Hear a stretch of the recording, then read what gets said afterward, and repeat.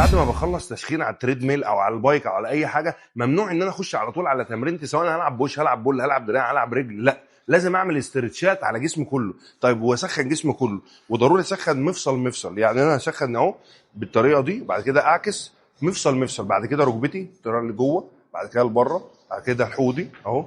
واطلع اهو، واطلع الطريقه دي اهو، الطريقه دي اهو، سخن مفصل كله. بعد كده وسط يمين وشمال، بعد كده اهو بالراحه خالص اهو، اختصار، بعد كده لفوق اهو، بعد كده ايدي الاثنين لقدام الطريقه دي، بعد كده لورا الطريقه دي، بعد كده كوعي هاخده لقدام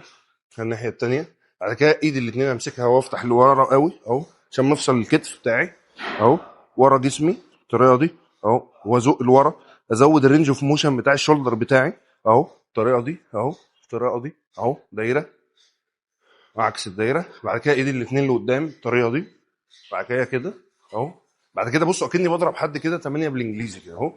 وافتح كتفي قوي، المفصل بتاع الكتف قوي اهو، الطريقه دي اتمطع كده، اتمطع ماشي. بعد ما بخلص برجع تاني، برجع لورا، وبعديها رقبتي يمين وشمال، قدام ورا، من غير ما اتغمض، دايره عكس الدايره، وبعد كده مفصل الكوع معايا اهو، واعكس، بعد كده مفصل المرفق واعكس الطريقه دي اهو، واعكس كده الاثنين مع بعض واعكس، بعد كده لقدام، لفوق، يمين، شمال، لورا، والزق لفوق قوي اهو، بعد كده رقبتي تاني، زق رقبتي لورا قوي ها،